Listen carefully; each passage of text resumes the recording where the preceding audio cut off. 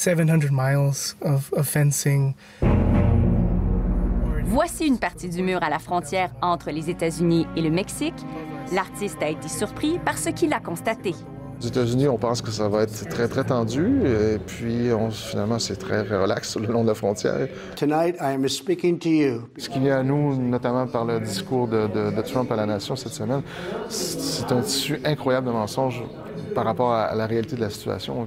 Fasciné par les liens entre la géopolitique et l'art, il présente le fruit de son travail dans une installation intitulée « Les murs du désordre ».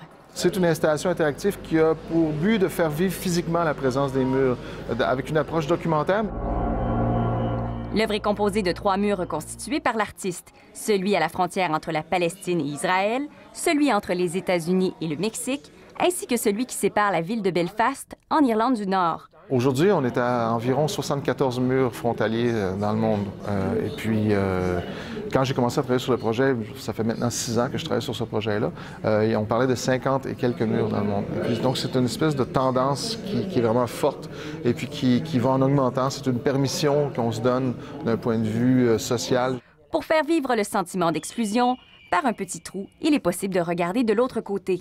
La politologue Elisabeth Vallet trouve l'expérience intéressante. L'intérêt d'une exposition comme celle-ci, c'est celle de nous permettre d'aller à la rencontre du mur physiquement.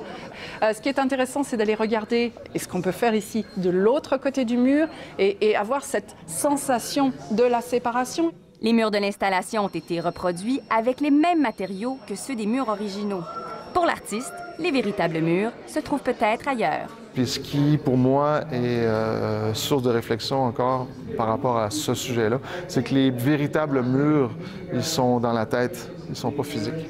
Ici Julie Jasmine Boudreau, Radio-Canada, Montréal.